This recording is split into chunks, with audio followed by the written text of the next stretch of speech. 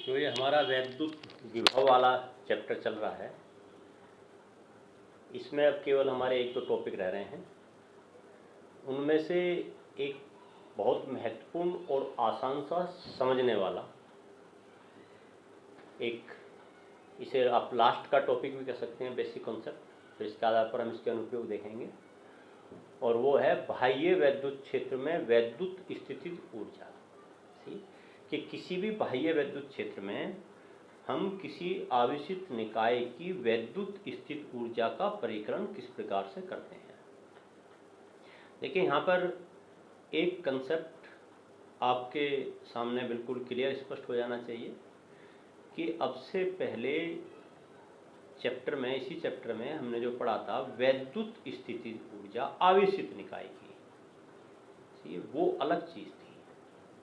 उसमें एक या दो से अधिक आवेशों से मिलकर बने निकाय की वैद्युत स्थित ऊर्जा थी। उसमें और इसमें बेसिक डिफरेंस ये है कि वहां पर केवल आवेशों से मिलकर बना निकाय था। यहाँ पर यदि हम किसी आवेशित निकाय को किसी बाह्य वैद्युत क्षेत्र में स्थापित करें तो उसकी वैद्युत स्थित ऊर्जा कितनी होगी, उसका परिकलन करना है। तो दोनों में ये एक बेसिक डिफरेंस है। हालांकि जो पहले हमने कंसेप्ट पढ़ा है कि आवेशों के मध्य अनोन्य क्रिया की वैद्युत स्थित ऊर्जा, वो कॉन्सेप्ट भी यहाँ पर काम में आएगा। ठीक, अब से पहले हमने यदि किसी आवेशित निकाय को स्थापित किया है तो उसे स्थापित करने में उनके मध्य अनोन्य क्रिया के विरुद्ध जो हमें कार्य करना पड़ा बाह्य बल के कारण, वो उनके मध्य वैद्युत स्थित ऊर्जा के रूप में संचित हो गया। ठीक है, ये पढ़ा है। अब यहाँ पर जो पहले वाला कंसेप्ट है वो तो रहेगा ही रहेगा, साथ में एक पॉइंट और जुड़ जाएगा। इसे आप अच्छी तरह समझ लें कि बाह्य वैद्युत क्षेत्र में आवेशित निकाय की वैद्युत स्थित ऊर्जा बराबर उनकी परस्पर अनोन्य क्रिया की वैद्युत स्थित ऊर्जा तो इसमें रहेगी। साथ में एक चीज और जुड़ जाएगा, आवेशित निकाय की बाह्य वैद्युत क्षेत्र के साथ अनोन्य क्रिया की वैद्युत स्थित ऊर्जा। ठीक है, अर्थात किसी भी बाह्य वैद्युत क्षेत्र में किसी आवेशित निकाय की जो वैद्युत स्थित ऊर्जा है वो दो वैद्युत स्थित ऊर्जाओं का योग होगी। नंबर एक, आवेशित निकाय की बाह्य वैद्युत क्षेत्र के साथ अनोन्य क्रिया की वैद्युत स्थित ऊर्जा प्लस परस्पर अनोन्य क्रिया की वैद्युत स्थित ऊर्जा। इसे और स्पष्ट समझने के लिए हम एक आवेशित निकाय ले रहे हैं, जो कि यहाँ पर मैंने दिखाया है। ये केवल समझने के लिए है, बेसिक कंसेप्ट जो हमारा रिजल्ट आएगा केवल आपको उसका उपयोग करना है। ठीक है, इसमें दो आवेश हैं, एक Q1 आवेश को हमने मूल बिंदु पर माना है, और इससे r दूरी पर स्थित एक दूसरा आवेश है Q2। सही है, हम इसमें यह देखना चाह रहे हैं कि Q1 आवेश के कारण जो वैद्युत क्षेत्र उत्पन्न होगा, उस वैद्युत क्षेत्र में आवेश Q2 की वैद्युत स्थित ऊर्जा कितनी होगी, ये हम देखना चाह रहे हैं।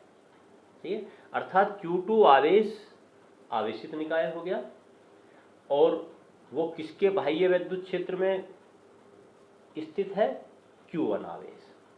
तो जो वैद्युत क्षेत्र उत्पन्न करने वाला स्रोत है वो आवेश Q1 है, और कुछ नहीं है।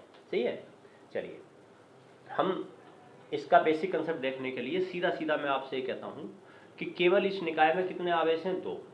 तो इन दोनों आवेशों से मिलकर बने निकाय की वैद्युत स्थित ऊर्जा क्या होगी, जो अब से पहले हमने पढ़ा है, वो U बराबर होगी KQ1Q2/R। पढ़ा है ये हमने। सही है, लेकिन अब हम इसको थोड़ा सा रीअरेंज करते हैं।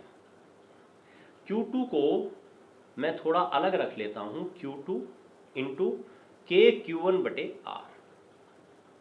सही है, अब आप ध्यान से देखेंगे ये KQ1/R जो है ये क्या है, आवेश Q1 से R दूरी पर स्थित बिंदु पर वैद्युत विभव है। अर्थात इसको मैंने VR लिख दिया है। वैसे तो मैं इसको V1R भी कहूँ तो भी चल जाएगा। ये V1R अर्थात Q1 आवेश के कारण R दूरी पर स्थित बिंदु पर वैद्युत विभव। सही है। देखिए हम दो आवेशों से मिलकर बने निकाय की वैद्युत स्थित ऊर्जा का सूत्र ये लेकर चले, और अब इस सूत्र को रीअरेंज करके हमने इस रूप में लिख दिया, अर्थात Q2 इंटू Q2 आवेश पर Q1 आवेश के कारण उत्पन्न वैद्युत विभव का मान। अब मैं इसको जनरल रूप में लिखना चाहता हूं, तो यही इसका बेसिक कंसेप्ट आ जाएगा, अर्थात Q1 आवेश के कारण उत्पन्न वैद्युत क्षेत्र में आवेश Q2 की जो वैद्युत स्थित ऊर्जा है वो बराबर होगी Q2 इंटू V1R। V1R का मतलब आवेश Q1 के कारण उत्पन्न वैद्युत क्षेत्र में उस बिंदु पर वैद्युत विभव जिस पर हमें Q2 आवेश की वैद्युत स्थित ऊर्जा निकालनी है। तो ये हमारे पास बेसिक सूत्र आ गया, और इस प्रकार से हम बराबर लिख सकते हैं ये नीचे कि अर्थात किसी बाह्य वैद्युत क्षेत्र में किसी भी एकल आवेश की वैद्युत स्थित ऊर्जा बराबर होती है आवेश Q इंटू उस बिंदु पर वैद्युत विभव का मान। VR जो ये लिखा हुआ है यहाँ पर, ये V इंटू R नहीं है, ये R मूल बिंदु से उस बिंदु की दूरी है जिस पर हम आवेश Q की वैद्युत स्थित ऊर्जा उस वैद्युत क्षेत्र में निकालना चाह रहे हैं। सही है। तो हमारे पास ये एक जनरल सूत्र हो गया, और इसका अब हम आगे आवश्यकता पड़ने पर इस्तेमाल करेंगे। और ये मान आ गया बाह्य वैद्युत क्षेत्र के साथ अनोन्य क्रिया के कारण वैद्युत स्थित ऊर्जा। सही है।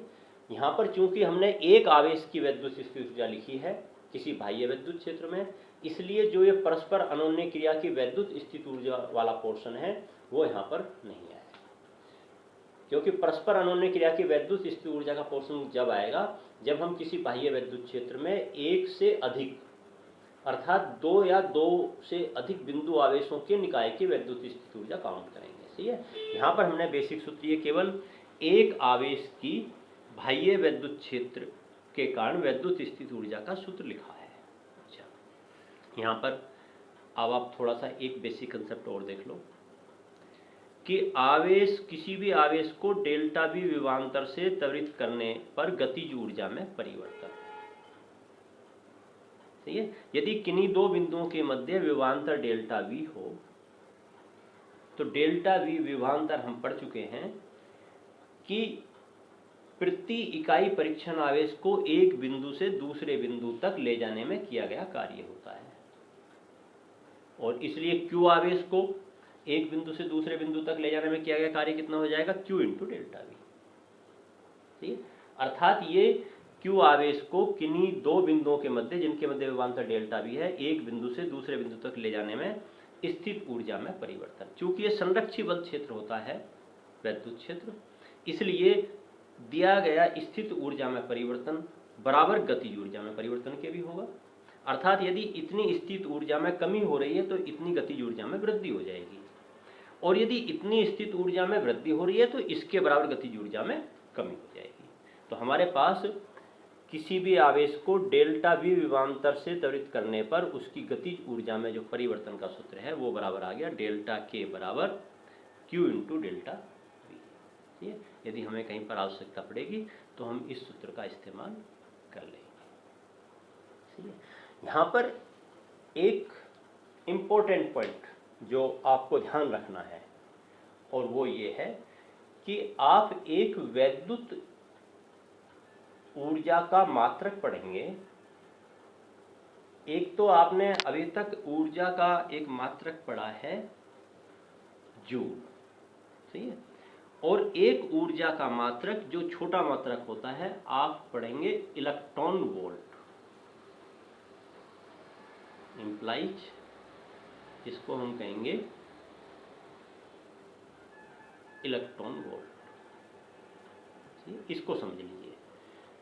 हालांकि इलेक्ट्रॉन वोल्ट आपको ऐसा लग रहा है कि जैसे कि ये विभवांतर का मात्रक है, ठीक है, लेकिन ये विभवांतर का मात्रक नहीं, ये एक ऊर्जा का बहुत छोटा मात्रक है जो छोटे आवेशित कणों,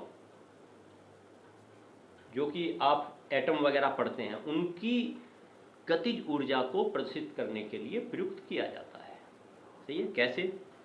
देखिए, अभी नीचे सूत्र पढ़ा है आपने, इसी में यदि मैं आपसे थोड़ा सा चेंज करने के लिए कह दूं और मैं कह दूं कि किसी एक इलेक्ट्रॉन को यदि 1 वोल्ट से त्वरित किया जाए तो आप उसकी गतिज ऊर्जा बताइए, गतिज ऊर्जा में परिवर्तन बताइए। सही है। एक इलेक्ट्रॉन को 1 वोल्ट विभवांतर से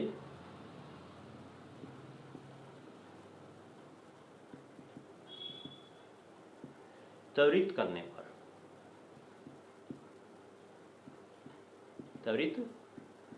सही है, उसको प्राप्त गतिज ऊर्जा डेल्टा के बराबर के एफ माइनस के आई, के एफ फॉर फाइनल गतिज ऊर्जा, के आई फॉर इनिशियल गतिज ऊर्जा, बराबर के एफ, के आई प्रारंभिक गतिज ऊर्जा को मैंने इलेक्ट्रॉन को शून्य मान लिया है। सही है।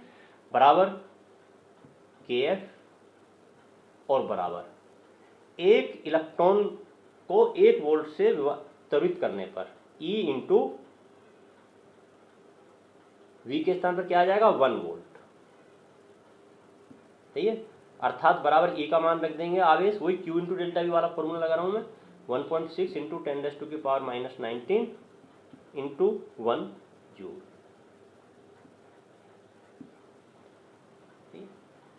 देखिए, ये हमने जो निकाली है परिकलन करके, ये निकाली है एक इलेक्ट्रॉन को 1 वोल्ट से त्वरित करने पर उसको प्राप्त गतिज ऊर्जा, और ये हमारे पास आई है 1.6 इंटू 10⁻⁻19 जूल।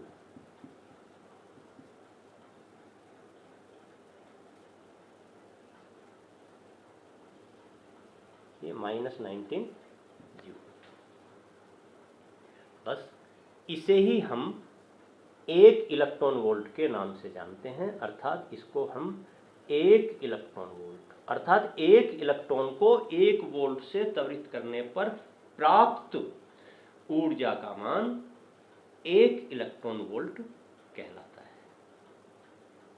सही, क्लियर हो गया? तो इलेक्ट्रॉन वोल्ट एक ऊर्जा का छोटा मात्रक है जो छोटे छोटे आवेशित कणों, जो कि हम न्यूक्लियर फिजिक्स में या एटॉमिक संरचना में पढ़ते हैं, जैसे इलेक्ट्रॉन प्रोटॉन की ऊर्जा, ठीक है, इनकी ऊर्जा बहुत अधिक जूल में प्रदर्शित नहीं की जा सकती, ये ध्यान रखेंगे, क्योंकि बहुत कम मान होता है इनका।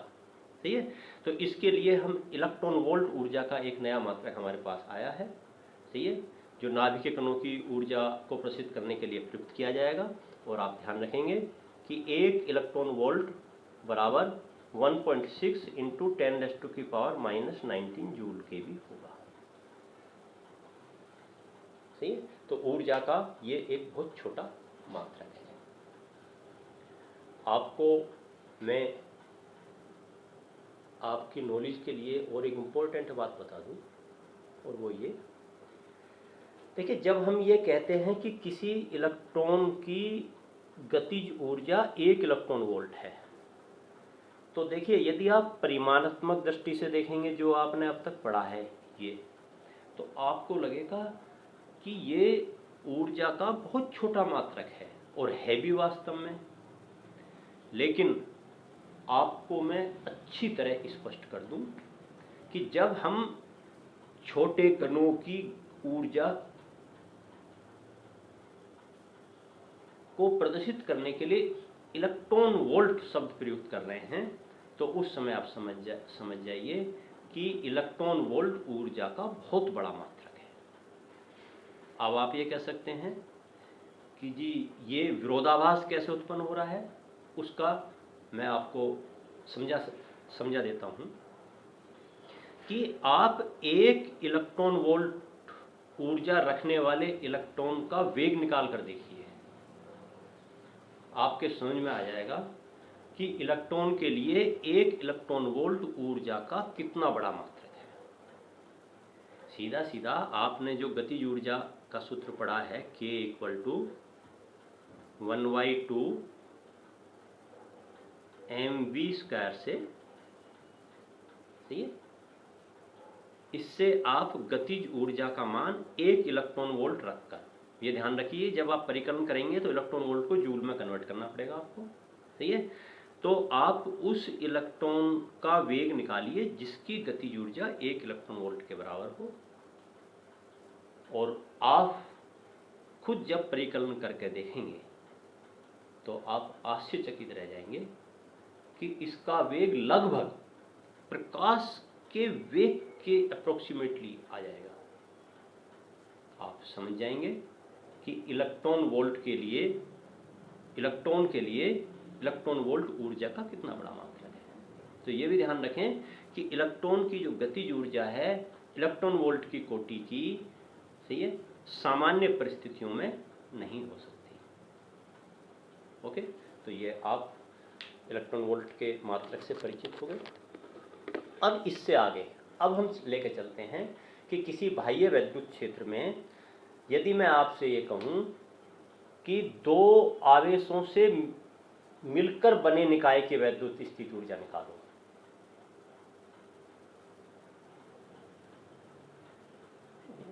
बाह्य वैद्युत क्षेत्र में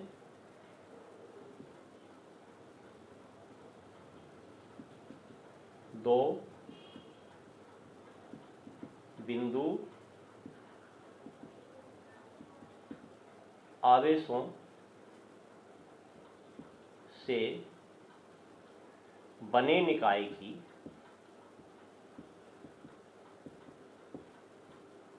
वैद्युत स्थितिज ऊर्जा, सही है। अब आप इसको समझ लीजिए। अब मैं यहां पर थोड़ा सा चेंज कर देता हूं इसी डायग्राम में जो अभी हमने बनाया था, सही है।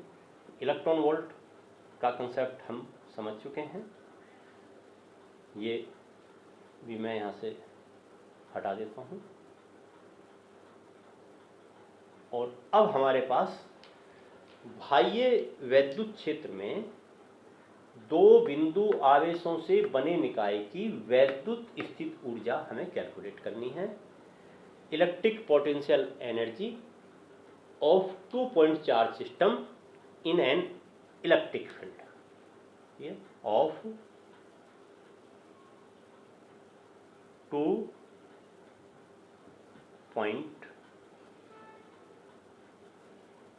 चार्ज सिस्टम,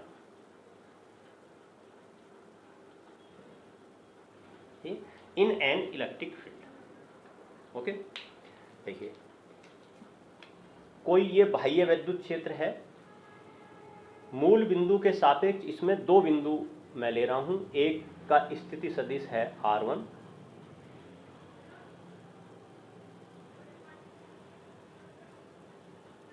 इस पर कोई आवेश रखा है Q1, ओके। और एक इसी वैद्युत क्षेत्र में एक दूसरा बिंदु है, उसका स्थिति सदिश है R2 और उस पर आवेश रखा है Q2, ठीक है। ये एक निकाय हो गया। और इस दूरी को यदि हमें प्रदर्शित करना पड़ जाए तो R12 से हम प्रदर्शित कर सकते हैं, ठीक है, Q1 आवेश से Q2 आवेश की दूरी को, सही है। मान लेते हैं ये 2 आवेशों से मिलकर बना निकाय एक बाह्य वैद्युत क्षेत्र में रखा है और उस बाह्य वैद्युत क्षेत्र का मूल बिंदु ये यहाँ पर प्रदर्शित है और इसके सापेक्ष इन दोनों आवेशों के स्थिति सदिश चित्र में दिखाए गए। आपसे कहा गया कि इस निकाय की वैद्युत स्थित ऊर्जा का मान लिखिए बराबर। यही हम जो अभी हमने कंसेप्ट पढ़ा था कि जो कुल वैद्युत स्थित ऊर्जा होगी किसी भी आवेशित निकाय की बाह्य वैद्युत क्षेत्र में, आवेशित निकाय की बाह्य वैद्युत क्षेत्र के साथ अनोन्य क्रिया की वैद्युत स्थित ऊर्जा प्लस परस्पर अनोन्य क्रिया की वैद्युत स्थित ऊर्जा। तो देखिए अभी यहाँ पर 2 आवेश रखे हैं, Q1 आवेश V × R1। ये Q1 आवेश की बाह्य वैद्युत क्षेत्र के साथ अनोन्य क्रिया के कारण वैद्युत स्थित ऊर्जा हमने लिख दी, प्लस देखिए ये मैं बता दूं V इंटू आर वन नहीं है ये यहाँ पर VR1 जो मैंने लिखा है इसका तात्पर्य ये है कि मूल बिंदु से R1 दूरी पर स्थित बिंदु पर वैद्युत विभव। सही है। अब यहाँ पर आवेश Q1 स्थित है तो इसलिए Q1 आवेश की बाह्य विद्युत क्षेत्र के साथ अनोन्य क्रिया की वैद्युत स्थित ऊर्जा हो जाएगी Q1 इंटू VR1। इसी प्रकार से Q2 आवेश की V इंटू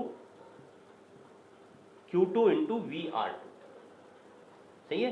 ये Q1 आवेश की बाह्य विद्युत क्षेत्र के साथ अनोन्य क्रिया की वैद्युत स्थित ऊर्जा, ये Q2 आवेश की बाह्य विद्युत क्षेत्र के साथ अनोन्य क्रिया की वैद्युत स्थित ऊर्जा, प्लस अब परस्पर अनोन्य क्रिया की वैद्युत स्थित ऊर्जा। परस्पर अनोन्य क्रिया के कारण इनकी वैद्युत स्थित ऊर्जा कितनी होगी? K Q1 Q2 बटे R12। बस, तो ये आप ध्यान रखेंगे। इस प्रकार से दो आवेशों से मिलकर बने निकाय की वैद्युत स्थित ऊर्जा ये आ जाएगी। इसी प्रकार से यदि तीन आवेशों से मिलकर बने निकाय की निकालनी हो तो आप Q1 into VR1 plus Q2 into VR2 plus Q3 into VR3 जोड़ देंगे और प्लस तीनों आवेशों के कारण परस्पर अनोन्य क्रिया की वैद्युत स्थित ऊर्जा, जो परस्पर जितने भी उनमें युग्म बन सकते हैं, अब से पहले हमने निकाले हैं, तीन युग्म बनते हैं, उसको आप जैसे K Q1 Q2 बटे R12 plus K Q2 Q3 बटे R13 या 23, ये इस प्रकार से आप जितने भी संभावित युग्म हो सकते हैं आप जोड़ देंगे और दो आवेशों से मिलकर बने निकाय की वैद्युत स्थित ऊर्जा का मान आपके पास आ जाएगा। सही। तो केवल आपको आज के टॉपिक में केवल ये ध्यान रखना है, ये आपसे केवल जो बेसिक कंसेप्ट है वो ये पूछा जाएगा कि किसी बाह्य वैद्युत क्षेत्र में आवेशित निकाय की वैद्युत स्थित ऊर्जा इन दोनों ऊर्जाओं के योग के बराबर होती है। तो आपको ये ध्यान रखना है। और दूसरा आपको ये ध्यान रखना है कि हम किसी आवेशित निकाय की, जैसे एक बिंदु से मिलकर बने निकाय की, अभी इससे पहले वाले टॉपिक में हमने देखा, यहाँ पर हमने देखा दो बिंदु से मिलकर बने निकाय की वैद्युत स्थित ऊर्जा हम कैसे परिकलित करते हैं। सही है। तो ये आप इसको अच्छी तरह कंठस्थ कर लेंगे।